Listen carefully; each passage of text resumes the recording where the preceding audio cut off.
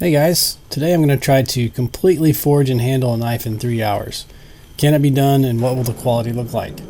It's not really a riff on Forged in Fire per se, where contestants get 6 hours to complete a knife under pretty artificial conditions, but it really is inspired by Stuart Smith's channel. You guys should check him out, see the link below. He's a South African smith who put up a video recently where he and his apprentice complete a knife in under 4 hours, or right about 4 hours, which is apparently part of a contest called the Bray and Blixen Challenge held at the annual South African Bladesmith Association show, where participants get 4 hours to forge a knife, basically, make a knife. I can't really find any information on it online, but he has an excellent video, talks about it, so I would go watch that ASAP. I'm attempting to show you as much as possible, only highly sped up. I've included a timer and as many shots as I can.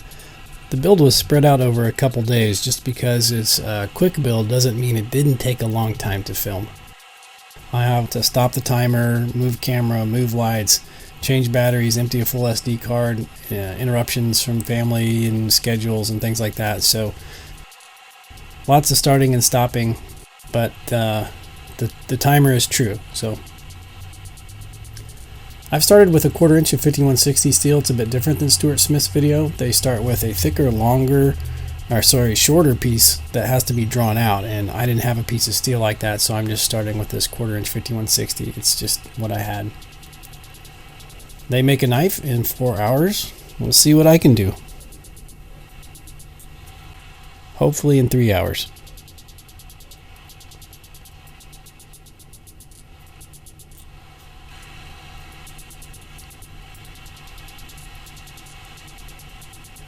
I'm going to try to make a knife roughly the size and shape of the one they produced. I don't know if there are size specifications as part of the contest, but I'll just try to whip something out similar to theirs.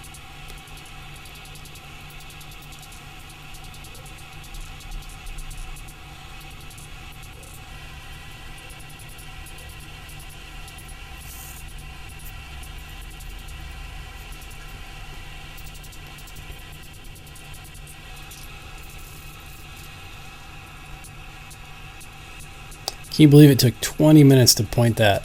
Start the forge, get it hot, and point the knife. I've really got to work on that.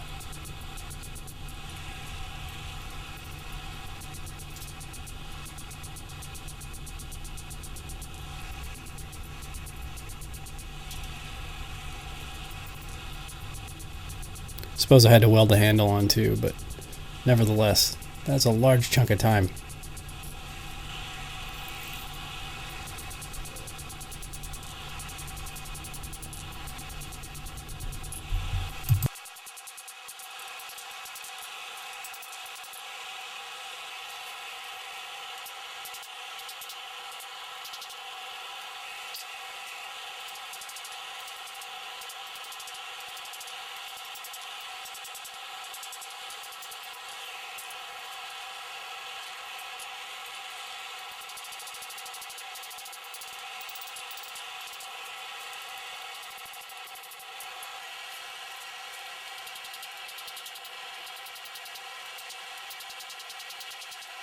This handle ends up taking about 10 minutes, 12 minutes to hammer out, and I really cannot understand why it's taking that long, but that's how long it takes. It's sort of a wide piece of steel, so it wants to resist movement in that direction.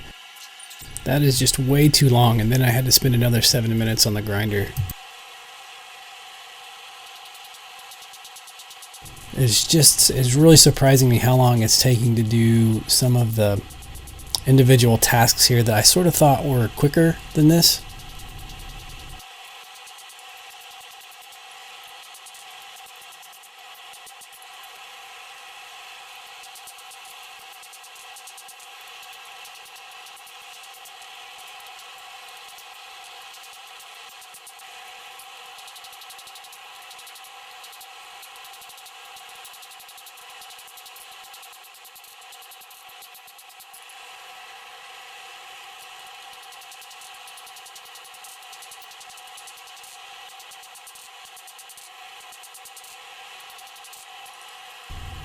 In Stuart Smith's video, they put in a hidden tang, which actually I think probably would take less time than this is taking. I hate to say that, but I'm so inefficient here that it might be the case.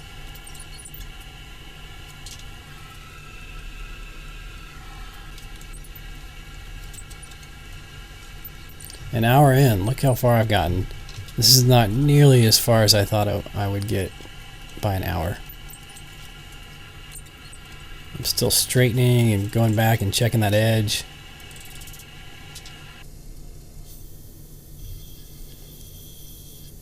Finally, we get to do some grinding and shaping.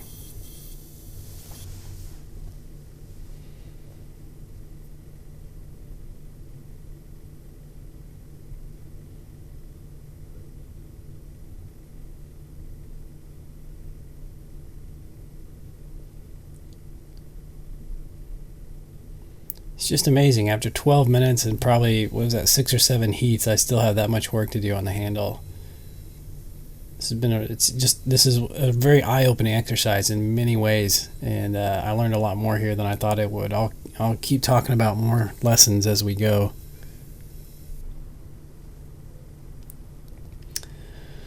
So here's one. You can see this side of the knife looks pretty decent after some grinding. This side, look at that ricasso and plunge line. There's an errant hammer mark there that has eaten into the ricasso. So here's a nice crisp plunge line. It's going to be very easy to grind. And over here there's no plunge line. I've essentially have an errant hammer blow, half on, half off. So instead of hammering on just the bevel, I actually hit half on, half off and mashed down the ricasso and blurred that plunge line. And that is a disaster. In many cases, I would throw a knife out right here because fixing that takes a lot of time. It alters the width of the knife. And basically what I've done here is spent 20 minutes, 18 minutes to be exact, going back and grinding down the sides to remove all that enough steel that I've had to taper the handle. So I've had to put in a taper from the blade going back. You can see from the blade area going back to the heel of the knife. Just an amazing amount of work and a complete waste of time. One bad hammer blow.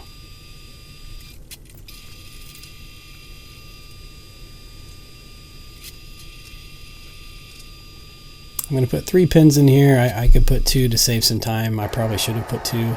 I spent some extra time drilling out some handle holes as well to lighten the weight of the handle, even though it's already tapered. I could have saved some time by not doing that, but I don't know. Here I'm normalizing it 3 times. In Stuart Smith's video, they only normalize it once, but I'm going to put it through 3 normalization cycles, and then I'm also going to do a triple quench for grain reduction. A lot of people recommend that for forge heat treat of 5160. I think in their video they heat treat it once, just quench once, but this will be a triple quench.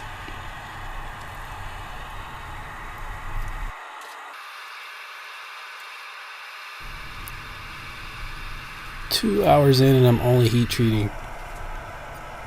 I got a lot of grinding to do and handles to put on in like 50 minutes. How am I going to do that? This gate's a file nice. It got nice and hard. No surprises there. How am I going to temper this thing? I've got like 45 minutes left.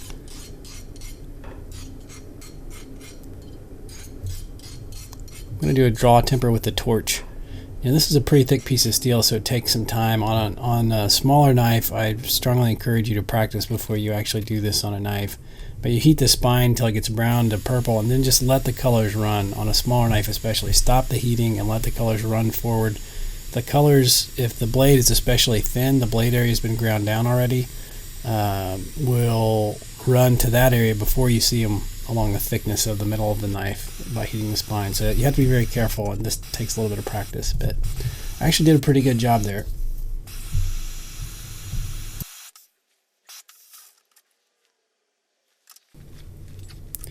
So what am I doing now? Well, I had to do a lot of extra grinding to taper the tang to fix that errant blow to the ricasso area.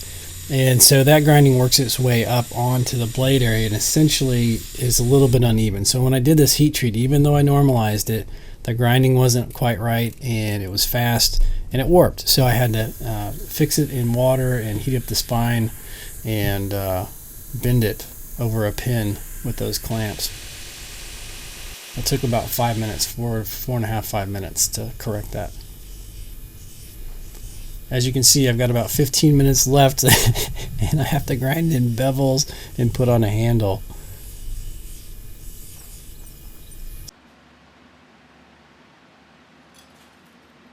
I hit the reset button on my iPhone on accident, but this is where it was when we were done. The plunge lines aren't very perfect. I didn't have time to go in and finish them up. I still have to finish that area on the ricasso that's a little bit not quite right. It is straight, so that's something. It's not sharp, and there's no handle on it. Man, 3 hours goes quick.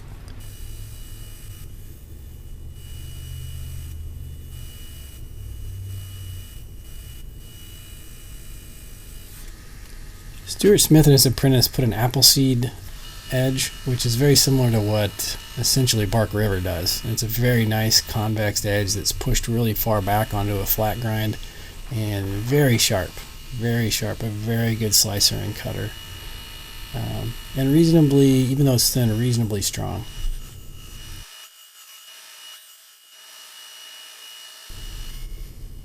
So I'm going to mimic that here, and it takes some extra time, but I've never done it before. It's a cool technique, so I'm glad I watched their video and learned that.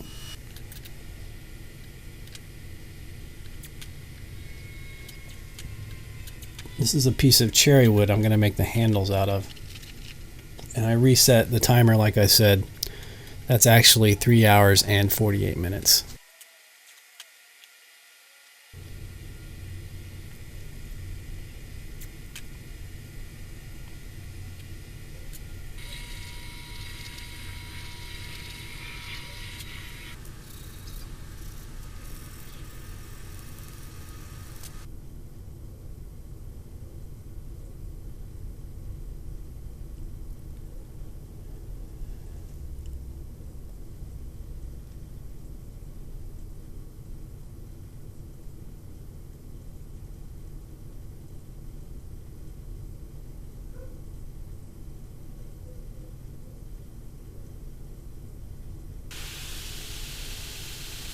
I'm well over the 4 hour mark now.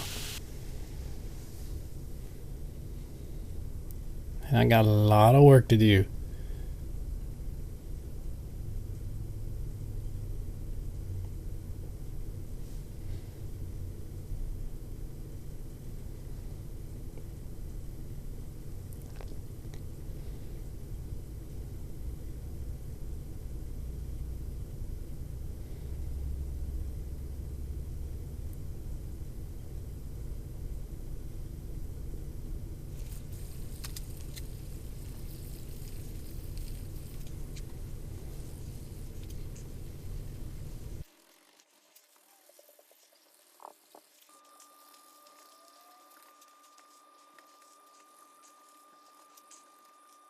I'm really rushing through this sanding. I'm pretty sure I end up missing some spots. We'll see here in a minute. I've also only really sanded to 400 grit. I generally take most woods to 800 to 1000. I'm only applying one coat of Danish oil. I usually either soak it or do 2 or 3 coats. And we'll touch up that blade.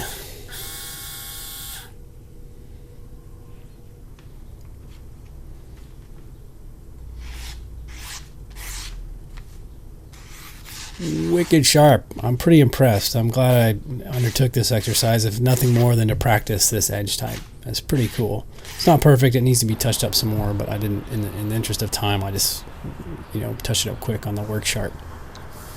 So let's look at these problems. There's some burnt spots on the handles. You can see I didn't have time to sand those out. Those are from the grinder. There's some scalloping, some little divots also from the grinder. I did not have time to sand all those out, and even a couple little vertical marks there on the handle as well. You can see there's some burned areas around the pins. I ground the pins off too fast. I didn't let them cool between hitting them with the grinder, so there's some burnt areas around them. And there's some grinder marks on the pen too. I just didn't have time to sand those off. We're not quite flush here. I really should have gone back and flattened that tang a little more before I put the wood handles on. Again, time constraints.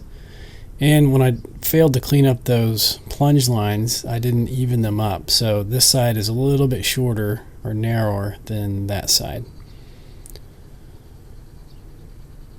It's nice and straight. The spine is straight, the edge is straight, it's sharp. The handle is functional, even if it has some minor imperfections. Just this barely passable grinder finish. Nothing I would ever send out. Lots of vertical marks there.